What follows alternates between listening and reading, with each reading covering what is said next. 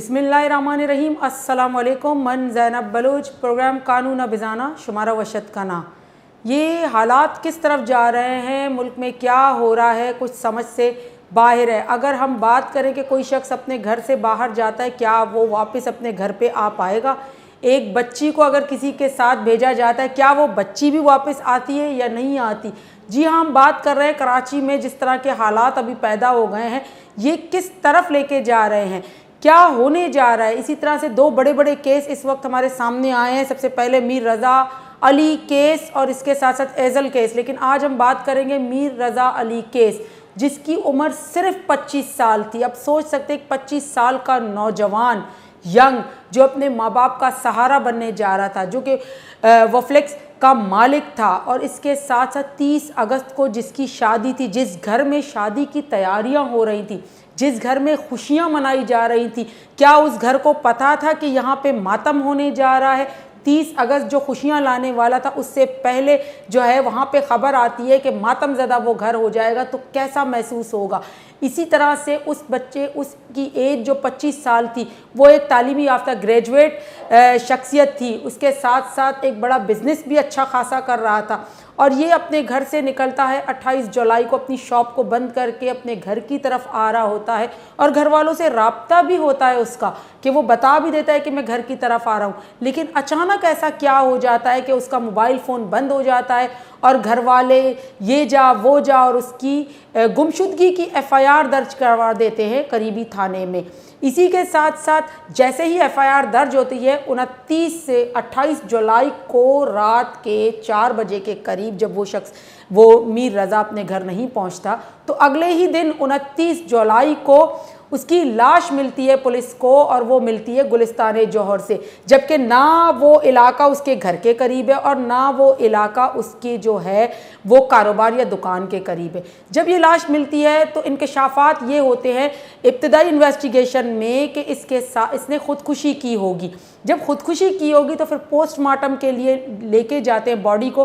तो पोस्टमार्टम में जो किया जाता है, पोस्टमार्टम, इब्तदाई पोस्टमार्टम, पहला पोस्टमार्टम भी हम इसे कह सकते हैं, जिसमें पता ये चलता है और इंकशाफात ये होते हैं कि इनको एक गोली लगी है हार्ट पे, और जिसकी वजह से खून बहुत बह गया है, और इस पर्पस की वजह से इसकी डेथ हो गई है। तो बताया ये जाता है कि इसने खुदकुशी की होगी। अब लोग इसी चीज़ को लेके चलते, इन्वेस्टिगेशन इसी रुख को इख्तियार करती है कि खुदकुशी के पहलू को देखते हुए चलती है, लेकिन फिर अचानक कुछ चीज़ें और सामने आना शुरू हो जाती हैं, जब मीर अली रज़ा के अहले खाना और उनके वकील की तरफ से ये दावा किया जाता है कि ये खुदकुशी नहीं है, बल्कि ये जो है एक मर्डर है, और इसकी तहकीकात कत्ल की तहकीकात की तरह की जाए। तो दोबारा से इन पहलुओं को देखते हुए दोबारा दूसरी बार पोस्टमार्टम किया जाता है, मतलब एक दफ़ा कब्र कुशाई की जाती है, फिर पोस्टमार्टम किया जाता है, और इस पोस्टमार्टम में जो दूसरी बार किया जाता है तो कुछ नए नए इंकशाफात सामने आते हैं। बताया ये जाता है कि एक नहीं बल्कि 2 गोलियां लगी थी, एक पीछे की तरफ लगी थी, एक हार्ट की तरफ लगी थी। इसके साथ साथ जिस्म पे, बॉडी पे मुख्तलिफ़ किस्म के निशानात भी पाए जाते हैं, मारपीट के निशानात भी पाए जाते हैं। फिर इसके बाद जो कपड़ों पे जो मुख्तलिफ़ फॉरेंसिक की रिपोर्ट के मुताबिक कुछ तेज़ाब के भी ड्रॉप्स पाए जाते हैं, और इसके साथ साथ मज़ीद इन्वेस्टिगेशन आगे चलती है। जब ये नए इंकशाफात सामने आते हैं तो केस का रुख पूरी तरह से चेंज हो जाता है। जिस केस को इन्वेस्टिगेशन टीम जो है वो खुदकुशी लेके चल रही थी, सुसाइड लेके चल रही थी, सुसाइड समझ रही थी, वो केस अचानक से कत्ल के केस में तब्दील हो जाता है, और इन्वेस्टिगेशन जो है वो कत्ल की जाती है। इसके साथ साथ जितने भी शवाहिद थे उन तमाम को इकट्ठा किया जाता है। उसमें ये बताया जाता है कि यहाँ से जब मोबाइल फ़ोन को देखा जाता है, या इनके डिजिटल आलात जो कि स्मार्ट वॉच थी मीर रज़ा के पास और इसके साथ मोबाइल फ़ोन था, उनकी तहकीकात की जाती है, तो वहाँ से पता चलता है कि इन्होंने एक गाड़ी भी बुक करवाई थी जिसके तहत वो गए थे गुलिस्तान जौहर में। तो क्या उनके पास अपनी गाड़ी नहीं थी, ये भी एक सवाल पैदा होता है। उन्होंने गाड़ी क्यों बुक कराई थी? अगर उन्होंने नहीं कराई तो किसने कराई थी? कौन इतना करीबी था जो तमाम चीज़ों को जानता था? इसके साथ साथ जैसे ही वो, जब इनकी बॉडी जहाँ से मिलती है उस जाए वक़ुआ का जब जो है पूरी तरह से जायज़ा लिया जाता है, तो वहाँ से भी बहुत सी चीज़ें निकलती है। जैसे CCTV फुटेज में कुछ चीज़ें सामने आती है कि एक मशकूक मोटरसाइकिल वहाँ पे खड़ी पाई जाती है, जो कि 22 मिनट्स तक वहाँ खड़ी रहती है, ये क्या जाहिर करती है? इसके साथ साथ पहली पोस्टमार्टम रिपोर्ट और दूसरी पोस्टमार्टम रिपोर्ट को कैसे देखा जा रहा है? इसके साथ साथ अहले खाना जो थे उन्होंने बहुत सारे एतराज़ात भी उठाए थे। उन्होंने कहा था कि इसके जिस्म पे जो निशान है और चेहरे पे निशान है, इनकी भी तहकीकात की जाए, क्योंकि जिस तरह तशद्दुद किया गया था वो आखिर किस लिए किया गया था? क्या ये दुश्मनी के पहलू को सामने लेकर आ रहा है? जिस तरह के मीर अली रज़ा जो थे वो एक कारोबारी पर्सन थे, एक बिज़नेस करते थे अपना, तो क्या यहाँ पे उनकी किसी के साथ दुश्मनी का पहलू भी सामने आता है? अगर आता है तो दावा किसके खिलाफ होगा? अभी तक की रिपोर्ट के मुताबिक अननोन FIR कट चुकी है अननोन पर्सनस के खिलाफ और इन्वेस्टिगेशन जारी है। अदालती तहकीकात, क्योंकि जिस तरह से मीर अली रज़ा के जो अहले खाना है उन्होंने ये डिमांड्स रखी है कि हमें इस तफ्तीश पे भरोसा नहीं है, तो तफ्तीश को तब्दील किया गया। पहले तफ्तीश की जा रही थी वो थाना शाहराह फैसल की हदूद में की जा रही थी, अब तफ्तीश जो है वो ज़मान टाउन को दी गई है। अभी तक क्या जो मीर रज़ा के अहले खाना है वो इस तफ्तीश से मुतमईन है? इसके साथ साथ सिंध हुकूमत ने ये यकीन दहानी करवाई है अहले खाना को कि वो जो है इसकी मुकम्मल तफ्तीश करेंगे, सही तरीके से तफ्तीश की जाएगी और तमाम पहलुओं को देखा जाएगा और तमाम हकाइक सामने लाए जाएंगे। फिर भी सवाल यहाँ पे ये पैदा होता है, आखिर इसके हकाइक सच क्या हैं? किस चीज़ को छुपाया जा रहा है? पहली पोस्टमार्टम रिपोर्ट बिल्कुल अलग और दूसरी अलग क्यों सामने आई है? क्या सही से पोस्टमार्टम नहीं किया गया या कुछ हकाइक को छुपाया गया है? वो कौन से हकाइक हैं जिनको छुपाया गया है? किसके कहने पे ये किया जा रहा है? क्यों किया जा रहा है? जो इंसाफ के मुंतज़िर हैं अहले खाना मीर रज़ा के, क्या उनको इंसाफ मिल पाएगा? इसी तरह से जब यकीन दहानी की गई सिंध हुकूमत की तरफ से, तो अहले खाना ने मीर रज़ा के मुतालबा किया कि जुडिशल इंक्वायरी की जाए, जुडिशल कमीशन बनाया जाए, तो हाई कोर्ट सिंध की तरफ से जुडिशल कमीशन भी बनाया गया और इस केस की पूरी तरह से इंक्वायरी इन्वेस्टिगेशन जारी है। अभी तक भी कोई ऐसी रिपोर्ट सामने नहीं आई। मज़ीद अदालत में जबकि पेश करने थे तमाम शवाहिद, वो टाइम था उनके पास 15 अगस्त को, लेकिन 15 अगस्त को भी जो इन्वेस्टिगेशन अफसर है उन्होंने मज़ीद टाइम मांगा है। आखिर अब मज़ीद टाइम किस लिए मांगा गया? क्या वाकई फॉरेंसिक की रिपोर्ट अभी आना बाकी है या कुछ और ऐसे पहलू हैं जिनसे पर्दा उठना बाकी है?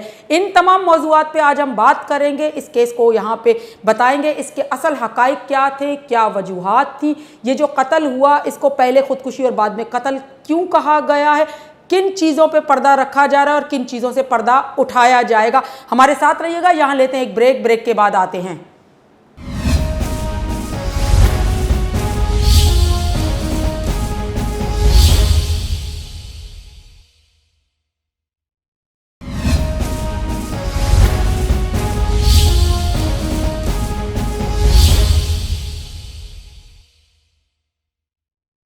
ब्रेकाचे पद शुमारा वशत कने। जी हाँ, हम बात कर रहे थे मीर रज़ा अली केस, जो कि जिसने तहलका मचा दिया है। अब हर कोई भी शख्स ख़ुद को महफूज नहीं समझ रहा। क्यों नहीं महफूज समझ रहा? कराची जैसे शहर में जहाँ पे चहल पहल रहती है, जहाँ पे हर कोई घरों से निकलता है, रात का हो या दिन का हो, लेकिन उसके बावजूद भी दिन दहाड़े ऐसा कत्ल और फिर भी शवाहिद ना मिलना, इन्वेस्टिगेशन जिस तरह से होनी चाहिए थी इस तरह से ना होना, और इसके साथ साथ सिविल सोसाइटी वकला का प्रोटेस्ट करना और मीर रज़ा अली के लिए इंसाफ की डिमांड करना, उसके कातिलों को गिरफ्तारी के लिए कहना, ये क्या रंग लेकर आएगा?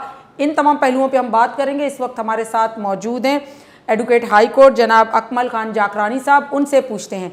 अस्सलाम वालेकुम। वालेकुम अस्सलाम मैम।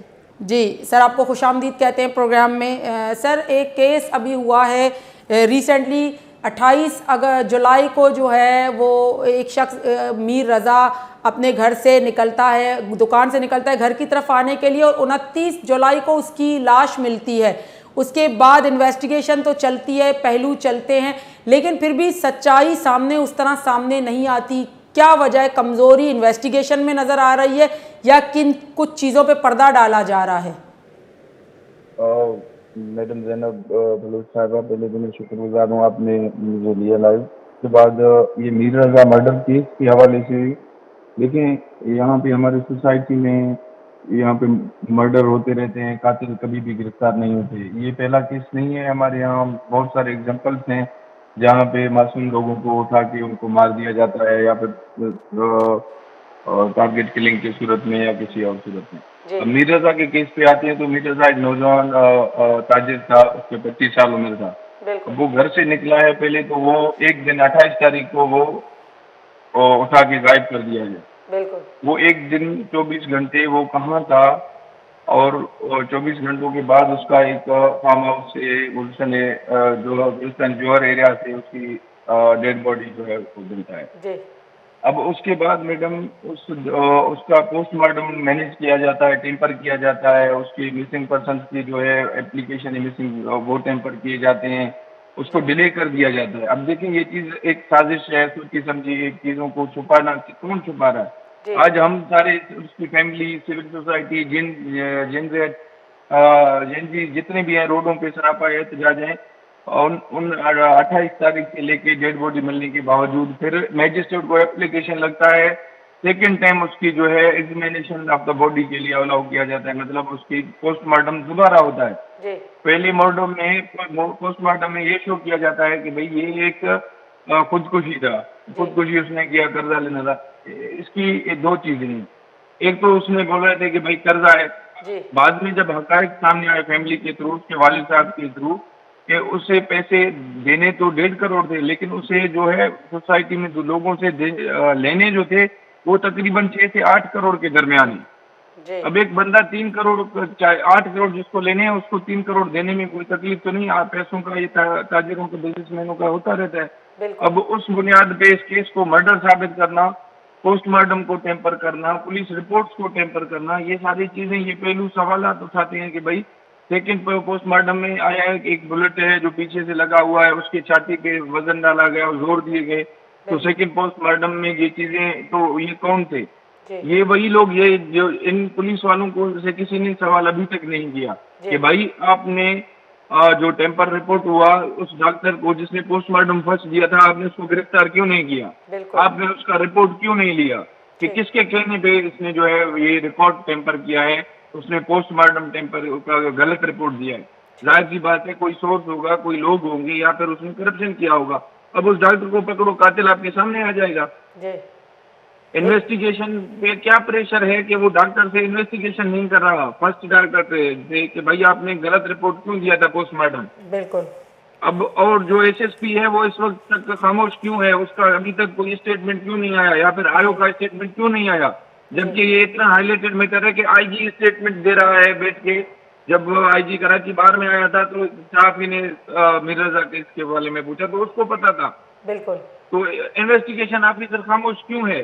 जी तो अब ये सारी अपना पहलू जो है सवालात हैं, ये कातिल को छुपाने की कोशिश किया जा रहा है। ये एक मर्डर है और इसमें इस मर्डरर को सपोर्ट किया जा रहा है, और ये मर्डर कितने सोर्सेबल है कि एक एसएचओ के एसपी और आईजी लेवल तक के लोग जो है इस पे बात करने के लिए तैयार नहीं है एक बेगुनाह के कत्ल पे। बिल्कुल नहीं अकमल साहब, लेकिन जो बातें, जो शवाहिद अभी छुपाए जा रहे हैं, क्या इससे लग रहा है कि कत्ल को छुपाया जा रहा है कि ये कत्ल है इसलिए इसकी इन्वेस्टिगेशन कत्ल की तरह ना की जाए बल्कि सुसाइड की तरह की जाए, या कुछ लोगों को बचाया जा रहा है जो सच है उससे पर्दा ना उठे इसीलिए ये तमाम चीज़ें, ये माहौल बनाया जा रहा है? आपको क्या लगता है?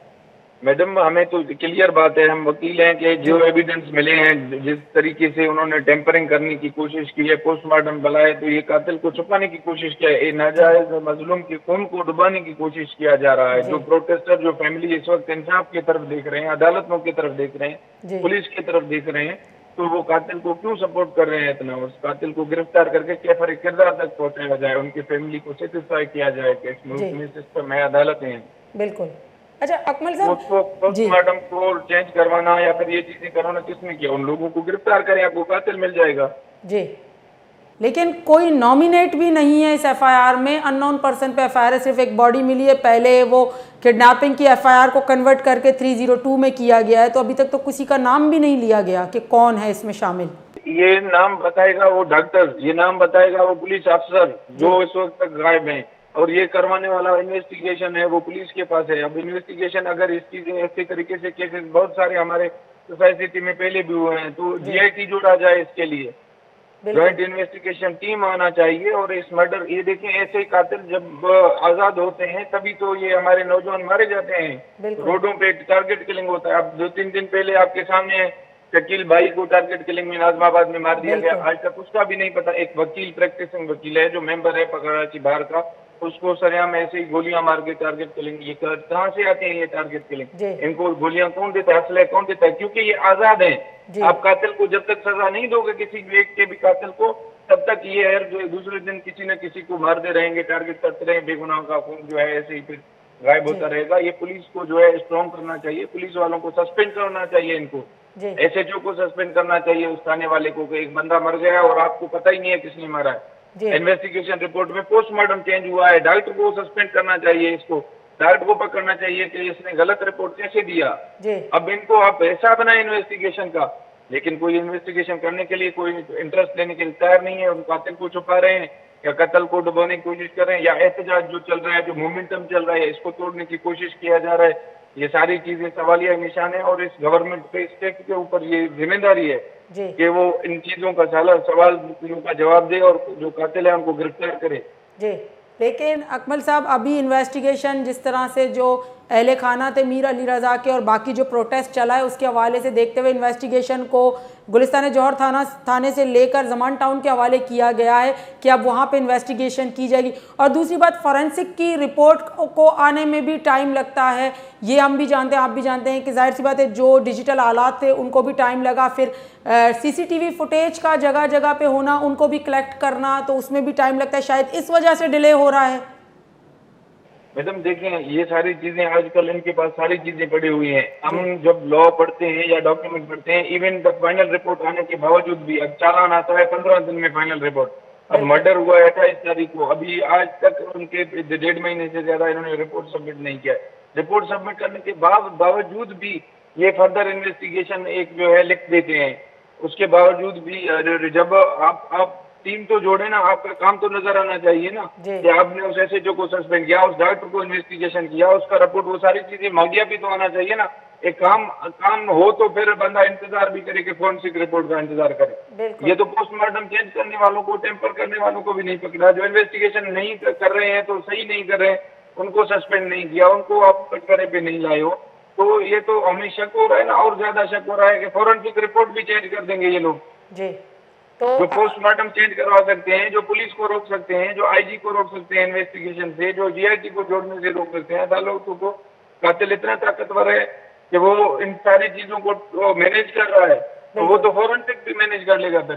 जी, तो अकमल साहब, अभी जो आप लोगों की तरफ से, वकला सिविल सोसाइटी की तरफ से प्रोटेस्ट रखा गया था और डिमांड्स रखी गई थी, तो क्या थी कि इन्वेस्टिगेशन को साफ और शफाफ होना चाहिए, या कि बिल्कुल इन पे आपको भरोसा नहीं है, इन्वेस्टिगेशन को यहाँ से चेंज करवाना चाहिए, या पोस्टमार्टम रिपोर्ट जिसने पहले बनाई थी उनके खिलाफ कार्रवाई, मतलब क्या डिमांड्स रखी गई थी, या मीर रज़ा के कातिलों को कटहरे में लाया जाए? मैडम आप देखें, 110% ये सेकंड में जो पोस्टमार्टम है उसमें शो हो गया है कि इसको गोली लगी हुई है, टॉर्चर किया हुआ है, लेकिन ये चीजें पोस्टमार्टम सेकंड के बाद आई हैं। उससे पहले पुलिस ने ये चीजें शो क्यों नहीं की? इन सारी टीम को इनको चार्ज किया जाए, सस्पेंड किया जाए और इनसे इन्वेस्टिगेशन करने के लिए सीनियर अफसर हैं उनको अपॉइंट करके जीआईटी जोड़ा जाए कि इन लोगों से भी इन्वेस्टिगेशन हो कि इन्होंने टेम्परिंग क्यों करने दी, या क्यों किया, या चीजों को क्यों छुपाया, या क्यों पीछे हटने की कोशिश की। ये कातिल तभी गिरफ्तार होंगे कि एक सीनियर अफसर की टीम होनी चाहिए, जीआईटी जोड़ी, फिर जीआईटी जो है इसमें इन्वेस्टिगेशन करे। इवन आए सारे इसमें आर्मी और रेंजर्स वालों का भी लोग और पुलिस के एसएसपी लेवल या जीआईटी लेवल का बंदा उस जीआईटी में होना चाहिए और इस मर्डर का इन्वेस्टिगेशन करें और इन्हीं लोगों से इन्वेस्टिगेशन करें, क्योंकि इन्होंने टेम्पर किसके कहने पे किया, किससे पूछ के किया, या किस प्रेशर में किया। जैसे ही उन लोगों के पीछे जाएंगे जो टेम्परिंग कर रहे थे, हम कातिल की तक गरिबान तक पहुंच जाएंगे। जी, लेकिन अकमल साहब, हो सकता है कि ऐसा हो जो अहले खाना थे मीर रज़ा के, उन्होंने शायद ये डॉक्टर के खिलाफ इंक्वायरी की डिमांड ना रखी हुई हो, उन्होंने सिर्फ तहफ़्फ़ुज़ात पेश किए हुए हों कि हमें इस पोस्टमार्टम पे यकीन नहीं है, दोबारा से करवाई जाए। अगर वो इस तरह की कोई डिमांड रखते या कोई एप्लीकेशन या कुछ, या इसको पार्ट बनाते, तो आप समझते हैं कि ऐसा हो सकता था? It's a possible? मैडम देखें, एक जब क्रिमिनल इंसिडेंट होता है, किसी का मर्डर होता है, तो right of life constitutional right है। ठीक है कि अगर किसी की जिंदगी को नुकसान होता है तो अगर फैमिली ना भी चाहे तो स्टेट अपने आप से उस चीज को कर सकता है, क्योंकि स्टेट के जिम्मेदारी है। जी। अब अगर फैमिली वाले नहीं कर रहे हैं कोई ऐसा डिमांड कि डॉक्टर को ना पकड़ो या डॉक्टर इन्वायरमेंट को ना पकड़ो, तो स्टेट तो देख रहा है ना, लॉ तो है ना कि स्टेट खुद कंप्लेनेंट बन के एफआईआर भी कर सकता है, लोगों के ऊपर इन्वेस्टिगेशन कर सकता है, उनको गिरफ्तार कर सकता है। पुलिस के पास इवन पावर है कि किसी थर्ड पर्सन को भी, अगर आपको किसी के ऊपर सस्पेक्ट है कि ये इन्वॉल्व है या फिर पड़ोस में रहता है या उसके कांटेक्ट में सीडीआर में आया है कि लास्ट उसको किसने कॉल किए, किसी भी बंदे को पुलिस वाला एक इन्वेस्टिगेशन ऑफिसर भी बुला सकता है। अगर जीआईटी जुड़ गई तो ये सारी लोग जो है आ जाएंगे सामने, और जरूरी नहीं है कि फैमिली मेंबर ही एप्लीकेशन दे या उनके खिलाफ कोई डिमांड करे। ये लॉ है, कानून है, स्टेट का जिम्मेदारी है कि कातिलों को गिरफ्तार करे, किसी भी बंदे को, चाहे किसी भी पार्टी से, किसी भी सोसाइटी, सिविल सोसाइटी से बंदा, आम बंदा ही क्यों ना हो, जिसके लिए प्रोटेस्ट ना भी हो, तो उसके मर्डर के उसके फैमिली ना भी हो, तो उसके लिए भी स्टेट ले सकता है। स्टेट जिम्मेदार है कि वो सिक्योरिटी प्रोवाइड करे, लोगों के लाइफ और उसके प्रॉपर्टी की जिम्मेदार है, उसको प्रोटेक्शन दे। जी। अच्छा, लास्ट में अकमल साहब जी यही पूछेंगे कि इसमें जो एफआईआर कटी है उसमें 302 पहले जो है किडनैपिंग को कन्वर्ट करके 302, फिर इसके साथ साथ दफ़ा 201 भी लगाई गई है जिसमें शवाहिद को छुपाया गया। हो सकता है उसमें जो इन्वॉल्व हैं शवाहिद को छुपाने के लिए वो तमाम इसमें नॉमिनेट हो, उनको इन्वेस्टिगेट किया जाए, तो उनको भी गिरफ्तारी में या लाया जाए जिन्होंने ये रिपोर्ट्स वगैरह चेंज किए हैं, ये तमाम चीज़ें। और तीसरी बात, क्या इसमें 780A की दफ़ा भी लगेगी या नहीं लगी है या लगनी चाहिए थी, क्या होगा? देखिए मैडम, 780A की जो इंग्रेडिएंट्स हैं, अगर उन्होंने पब्लिक में या किसी जगह पे, ऐसी जगह पे जहाँ पे पब्लिक एट लार्ज को नुकसान होने का खतरा था या ऐसा कुछ था, तो फिर 780A लग सकता है। उसके अपने इंग्रेडिएंट्स हैं, अगर वो फाल होते हैं वो भी इन्वेस्टिगेशन ऑफिसर देखेंगे उन चीज़ों को कि कैसे उसका मर्डर।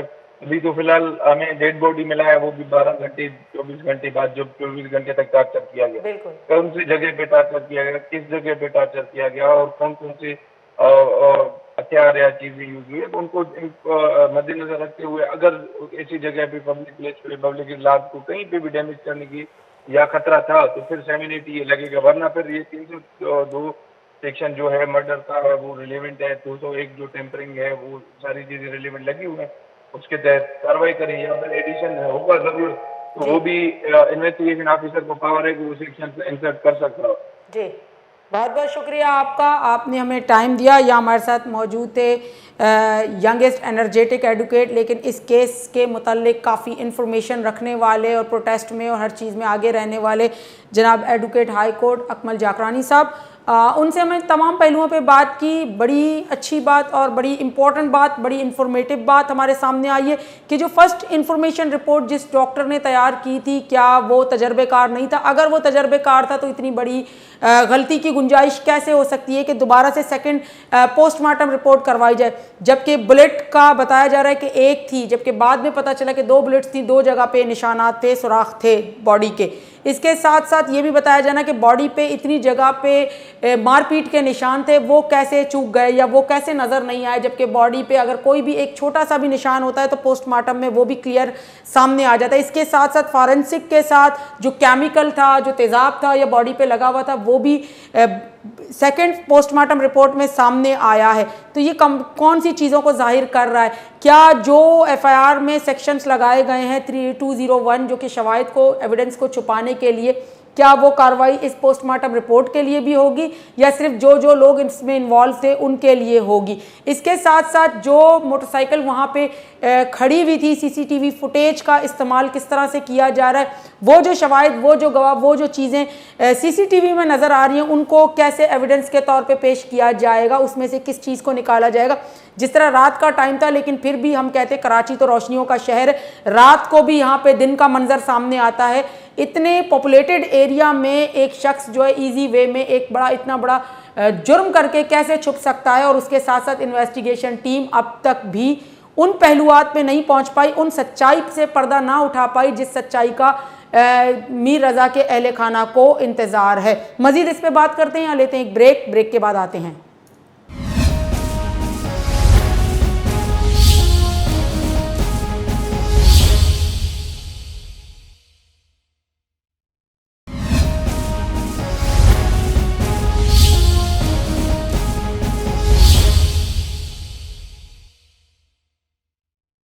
ब्रेक अजिपत शुमारा वशत कने हम बात कर रहे थे बड़े ही इम्पोर्टेंट केस के हवाले से। जी हाँ, मीर रज़ा अली केस, जिसकी उम्र सिर्फ 25 साल थी। उसको पता नहीं था कि वो घर से निकला है, काम के बाद अपने घर वापस लौटेगा या नहीं। घर वालों को जिसका इंतज़ार था वो घर ना लौटा। इसके बाद जिसकी शादी तय थी और शादी वाला घर जब मातम में बदल जाता है तो क्या होता है, इन तमाम पहलुओं पे बात कर रहे हैं। हकाइक पे बात कर रहे हैं कि इस केस के असल हकाइक क्या हैं, क्यों इन पे पर्दा डाला जा रहा है या क्यों हकाइक से पर्दा नहीं उठाया जा रहा। इन तमाम पहलुओं पे भी हम बात करेंगे। इस वक्त हमारे साथ मौजूद है senior advocate, ex general secretary Karachi bar, जनाब मोहम्मद गुलाम रहमान कुराई साहब, जो कि इस केस में इन्वेस्टिगेशन के तौर पे भी सपोर्ट कर रहे हैं और इस केस में तमाम हकाइक से भी वाकिफ़ है। उनसे पूछते हैं। अस्सलाम वालेकुम। वालेकुम सलाम मैडम, कैसी? ठीक ठाक, आपको खुशामदीद कहते हैं। सर आज हम बात कर रहे हैं मीर रज़ा अली केस के हवाले से, जिसने बड़ा एक तहलका भी मचा दिया है। उसके साथ साथ जो है लोगों के दिलों में गमज़दा भी लोग हैं कि ये इस तरह का मर्डर, जिसको पहले ख़ुदकुशी कहा गया और बाद में पता चला कि इन्वेस्टिगेशन दोबारा जब की गई तो एक मर्डर की शक्ल इख्तियार कर गया। आप इसको कैसे देखते हैं कि क्या इन्वेस्टिगेशन में कहीं कोताही रह गई थी जिसकी वजह से ये तमाम हकाइक सामने नहीं आ पाए? जी मैडम, देखिए इसमें सबसे पहले तो जो ज़ेरे गौर बात करने की ज़रूरत है वो ये है कि पुलिस ने सबसे पहले तो इसको सुसाइड डिक्लेयर करने पर वो बज़िद थी। जी। उसके बाद जब मीडिया बोर्ड बना उसके बाद उन्होंने इसको ऑफिशियल मर्डर इन्वेस्टिगेशन में लाके 302 ऐड किए। जी। अच्छा, अब सबसे जो अहम बात है जो हम प्रोटेस्ट में और इन्वेस्टिगेशन के अंदर बहैसियत मुखला और अपना सिविल सोसाइटी के साथ इस चीज़ को हम एक्सपेक्ट कर रहे हैं, वो ये है कि उनकी फैमिली के साथ जस्टिस किया जाए। जी। नंबर 2, वो लोग जो कि इन्वॉल्व हैं इस मर्डर में उनका अरेस्ट किया जाए। जी।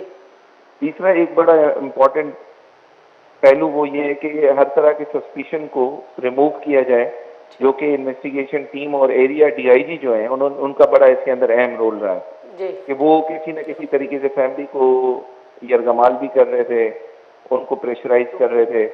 डीआईजी के साथ एसएसपी सीआईए हैं, एसआईयू हैं, एसएसपी ईस्ट हैं, फिर एसपी ईस्ट हैं, एसएचओ फिरोजाबाद है, एसआईओ फिरोजाबाद है।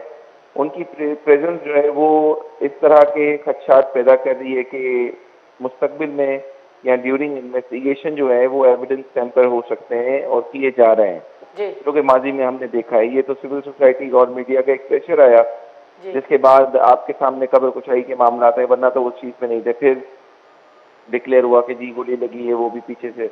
बिल्कुल। फिर जो प्रीवियस इन्वेस्टिगेशन टीम है वो हमारी बड़ी क्लियर डिमांड है, उसको 201 पाकिस्तान पीनल कोड के अंदर तमाम सीनियर ऑफिसर्स के साथ जिन्होंने मिसहैंडलिंग की है इन्वेस्टिगेशन में और डिस्ट्रॉय करने की कोशिश की है एविडेंस को दानिस्ता तौर पे, उनको क्यों, ताकि जो है किसी तरीके से ये इन्वेस्टिगेशन वेस्ट हो जाए और फोर्सफुली किसी तरीके से हम इसको कंक्लूड कर देंगे सुसाइड थी।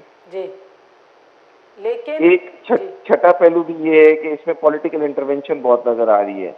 उनका कोई इन्फ्लुएंस नहीं होना चाहिए और ट्रांसपेरेंट और अफेयर से अगर इन्वेस्टिगेशन होगी तो ये सामने हकाइक आपके सामने आ जाएंगे कि मर्डर भी हुआ है, मर्डर में इन्वॉल्व कौन लोग हैं।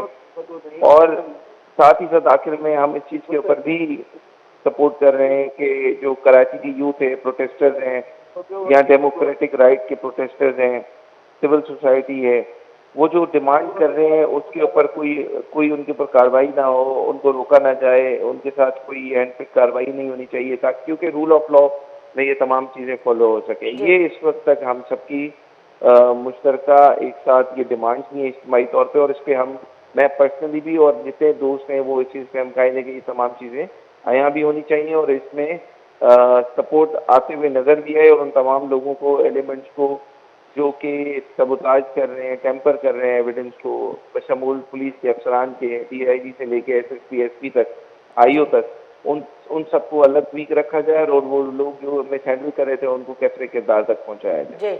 अच्छा सर, क्या ज़रूरी है कि कोई अगर कत्ल हो जाए, किसी को बेदर्दी से भी मारा जाए, तमाम चीज़ें पहलू सामने होते हुए भी जब तक प्रोटेस्ट नहीं होगा, जब तक लोग घरों से निकलेंगे, क्या उसको इंसाफ नहीं मिलेगा? क्या साफ और शफाफ उसके लिए इन्वेस्टिगेशन नहीं की जाएगी? क्या ये उसका हक नहीं है?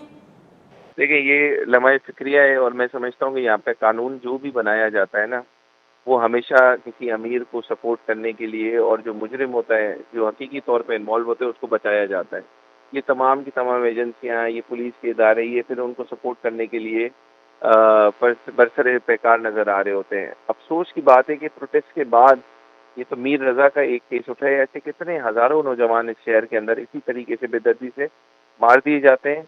और अगर आप थोड़ा-सा आगे देखें तो पूरे सिंध के अंदर ये जुल्म इसी तरीके से जागीरदार वडेरों की तरफ से भी होता रहा है, जिसके ऊपर कभी कोई आवाज़ नहीं होती। जहाँ पर मीडिया आता है वहाँ पर उसको हाइप मिल जाती है। तो ये मीर रज़ा का केस एक टेस्ट केस होगा उन तमाम लोगों के लिए, उन तमाम विक्टिम्स की फैमिली के लिए, लवाहिकीन के लिए, कि हमेशा रूल ऑफ लॉ के बेसिस के ऊपर इन्वेस्टिगेशन, हर एक शख्स की बुनियादी हकूक़ के अंदर उसका राइट है कि अगर खुदा न खासा कभी भी कोई मर्डर होता है, उसको फिल फोर कानूनी तौर पे सीरियस नोट पे उसको लिया जाए। प्रोटेस्ट की ज़रूरत नहीं थी।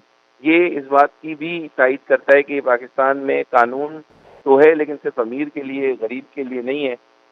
जो चीज़ इसको बनाना रिपब्लिक भी बनाती है, जो चीज़ ये कहती है कि फिर ये जंगल है, यहाँ पे फिर आप अपना हाथ जो है वो लड़ मर के ही ले सकते हैं।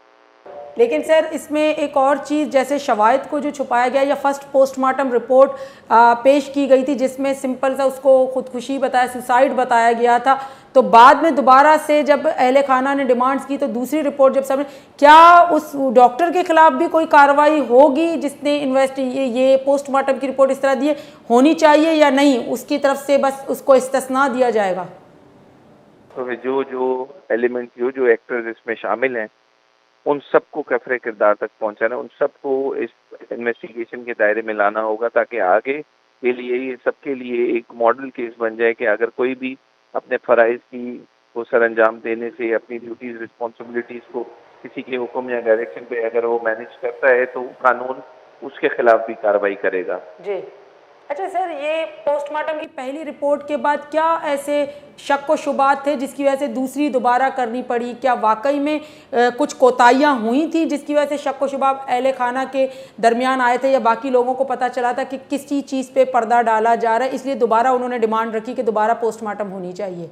मैडम, सुसाइड डिक्लेयर करने के लिए उन्होंने कोई भी चीज़ नहीं की थी, कोई रिपोर्ट ही नहीं की थी। जब दोबारा बोर्ड बना तो बोर्ड के अंदर भी खदशात थे, वो डॉक्टर नहीं दे रहे थे जी।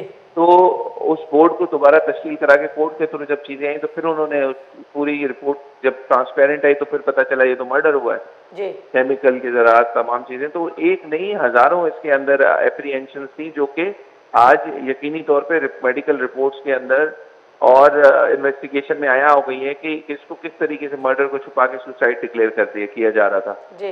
तो इसमें तो कोई ऐसी कयासराई है ही नहीं, ना उस पर बात करने की कोई ज़रूरत है। बिल्कुल। अच्छा सर, इसमें फॉरेंसिक की रिपोर्ट के ऊपर भी बहुत सारे जो डिजिटल आलात थे, जैसे कि मोबाइल फ़ोन या स्मार्ट वॉच, या इसके साथ साथ जो केमिकल था बॉडी पे, उनके बारे में भी कोई इब्तदाई पोस्टमार्टम में रिपोर्ट नहीं हुई, लेकिन बाद में ये तमाम चीज़ें हुई। आप क्या समझते हैं कि जो फॉरेंसिक डिले हुआ है इसलिए इन्वेस्टिगेशन उस तरह से नहीं हो पाई? जी जी जी, बिल्कुल बिल्कुल, उसको डिले किया नहीं, उसको पहले स्टेज पे किया नहीं उन्होंने, वो चाहते ही नहीं थे, बदनीयती यही थी। लेकिन सर फॉरेंसिक का जो इदारा है, आप भी समझते हैं कि पंजाब में है, वहाँ से रिपोर्ट जाने में और फिर आने में भी उसको टाइम लगता है, तो इस वजह से डिले हुआ होगा? नहीं, देखिए, डिले होना मकसूद नहीं है। उस चीज़ को कम से कम वो पहले ये तो इस्टेब्लिश करें कि उन्होंने वो इनिशियल स्टेज पे उस चीज़ को किया, उन्होंने किया ही नहीं है अभी तक, अब जाके होनी है चीज़ें जी। तो सर इसमें आपको इस मर्डर में, मतलब इन्वेस्टिगेशन में अभी जो हो रही है उसमें SHO जो बाकी की टीम थी, अमला था गुलिस्तान जौहर शारा फैसल थाने का, उसको भी सस्पेंड कर दिया गया, अब दूसरी जगह पे इन्वेस्टिगेशन हो रही है, क्या अब आपको लगता है कि साफ और शफाफ इन्वेस्टिगेशन हो रही है? देखें, 3 चीज़ें मैंने आपके सामने बात की कि अगर इसमें DIG east, SSP CIA, SSP east, SP east, SHO IO Firozabad और जो लोग पहले इन्वॉल्व थे उनको दूर कर दिया जाए, पॉलिटिकल लोगों का इन्फ्लुएंस दूर कर दिया जाए, तो तमाम चीज़ें खत्म हो जाएंगी। इसमें प्रोसिक्यूशन की भी इन्वॉल्वमेंट नजर आ रही है, प्रोसिक्यूशन डिपार्टमेंट की तरफ से, उनको भी एक शटअप कॉल देने की ज़रूरत है। अगर वो लोग भी अपना काम सही से करें तो फिर जो इस वक्त इन्वेस्टिगेशन के लिए टीम आई है वो फिर अपना काम बगैर किसी दबाव के फेयरली कर सकेगी जी। सर यहाँ पे बिल्कुल लास्ट में जगह जगह हम देखें कराची शहर में CCTV फुटेज भी लगे हुए हैं, CCTV के कैमरास भी लगे हुए हैं, उनको भी उस तरह से यूटिलाइज नहीं किया गया, यूज़ नहीं किया गया। क्या ये भी वाकई छुपाने का, एविडेंस को छुपाने का एक तरीक़ेकार था, या खुद जानबूझ के नहीं किया गया? यही तो मेन मकसद था कि इनकी कोई सीसीटीवी की कोई रिपोर्ट ना दी जाए, ना उस फुटेज को दिया जाए। तो इसमें तो आया होता है ना कि उसकी मेन लोकेशन कहाँ थी, कहाँ से गया। वो जब आपका चेन ऑफ पोजीशन टूटती है तो आप उस जगह तक पहुंच ही नहीं सकेंगे कि कैफरे किरदार पे पहुंचाना किसको है। जी, तो sir as a CCTV footage को एविडेंस के तौर पे कोर्ट में पेश किया जा सकता है, एडमिसेबल है ये? बिल्कुल किया जा सकता है अगर उनको डिस्क्लोज करके इन्वेस्टिगेशन का पार्ट बनाया जाए। बिल्कुल बिल्कुल, बहुत बहुत शुक्रिया सर आपका, आपने हमें टाइम दिया, हमें ज्वाइन किया। हमारे साथ मौजूद थे senior advocate, ex general secretary Karachi bar, इस केस के बड़े करीबी और इस केस को बड़ा करीब से देखने वाले जनाब गुलाम रहमान कुरैशी साहब एडवोकेट। हम बात कर रहे थे कि एक दर्दनाक कत्ल जिसको कोशिश की गई सुसाइड का नाम देने की, लेकिन जब इन्वेस्टिगेशन दोबारा की गई, अहले खाना ने जब डिमांड्स रखी, जब दोबारा से कहा गया, तो एक दूसरी रिपोर्ट में जिस चीज़ को सुसाइड करार दिया जा रहा था वो कत्ल की शक्ल इख्तियार कर गया और वो मर्डर था। इसके साथ ही किन चीज़ों पे जो है हमने बात की कि किस चीज़ पे जो है पर्दा डाला जा रहा था, कौन कौन लोग इन्वॉल्व थे, ये कब पता चलेगा, कैसे पता चलेगा। जो वकूआ 29 जुलाई को हुआ है और अभी तक इतने डेज गुजरने के बाद भी, जबकि 14 डेज होते हैं चालान सबमिट करने के कि आप प्रॉपर इन्वेस्टिगेशन करने के बाद पूरी चार्जशीट कोर्ट में दाखिल करेंगे, लेकिन अभी तक इन्वेस्टिगेशन जारी है। पहली इन्वेस्टिगेशन टीम पे भरोसा नहीं तो दूसरी इन्वेस्टिगेशन टीम इसमें आ गई। आईजी, डीआईजी जो भी इसमें जो भी अपना काम कर रहे थे, क्या वो प्रॉपर तरीके से काम नहीं कर पाए। जब प्रेशर पड़ा तो दोबारा से पता चला कि जो पहलुओं पे नज़र नहीं डाली गई उन तमाम पहलुओं को इस केस के खोला जाए। जिस तरह के अहले खाना और इनके वकील ने, अली रज़ा के वकील ने बात की हैं, डिमांड्स की हैं कि हमें तहफ़्फ़ुज़ात हैं तो वो तहफ़्फ़ुज़ात को दूर किया जाए। वो तहफ़्फ़ुज़ात क्या थे? सबसे पहले तहफ़्फ़ुज़ात उनके यही थे कि पोस्टमार्टम की रिपोर्ट ठीक नहीं है जैसी कि होनी चाहिए। दूसरी रिपोर्ट जब आई तो डॉक्टर के खिलाफ उसको जो है इन्वेस्टिगेशन का पार्ट नहीं बनाया गया। क्यों नहीं बनाया गया? ये एक बड़ा इंपॉर्टेंट सवाल है। जो डॉक्टर एक कत्ल को सुसाइड की रिपोर्ट के तहत पोस्टमार्टम कर रहा है, उनके खिलाफ क्यों नहीं कुछ किया गया या उसको पार्ट क्यों नहीं बनाया गया? क्या वाकई में किसी चीज़ को छुपाया जा रहा है? क्यों छुपाया जा रहा है और पीछे के लोग कौन कौन है? एक यंगेस्ट नौजवान जो कि पढ़ा लिखा, इस मुल्क का सरमाया, इस मुल्क में एक बिजनेस करने वाला, उसका कत्ल हो जाता है सरेआम और उसके बाद भी बताया जाता है कि सुसाइड, एक शख्स कैसे सुसाइड करेगा जब अपनी फैमिली को वो इन्फॉर्म कर रहा है कि मैं घर आ रहा हूँ, जो कि हर मामले में खुश है। कहीं से ये तासुरात आ ही नहीं रहे कि वो खुदकुशी करेगा। कोई ऐसी बात सामने नहीं आ रही, ना फैमिली की तरफ से ना इर्द गिर्द के लोगों की तरफ से। तो फिर क्यों इसको सुसाइड, पहले सुसाइड और बाद में मर्डर कहा गया? क्या अब इन्वेस्टिगेशन साफ और शफाफ होगी? क्या वाकई में मीर अली रज़ा को इंसाफ मिलेगा? क्या जितनी अभी की जो टीम इन्वेस्टिगेशन कर रही है इस पर पूरी तरह से अहले खाना, मीर रज़ा के अहले खाना को एतबार है? मज़ीद अभी की डेट जो है वो 24 अगस्त है। कौन से नए पहलू इस केस के खोले जाएंगे और मज़ीद इस पर क्या होगा? जो फैमिली, जो के घर वाले मीर रज़ा के इंसाफ का इंतज़ार कर रहे हैं, क्या उनको इंसाफ मिलेगा? आखिर कौन कौन इसमें शामिल होगा? किस किस से पर्दा उठेगा? कौन से मुल्ज़िमान होंगे? किस तरीके से इन्वेस्टिगेशन करके उनको कठघरे में लाया जाएगा? ये तो इन्वेस्टिगेशन के बाद और इस केस की प्रॉपर जो प्रोसीडिंग के बाद ही हमें पता चलेगा। लेकिन अब मुझे ज़ैनब बलोच को दीजिए इजाज़त। अल्लाह हाफ़िज़।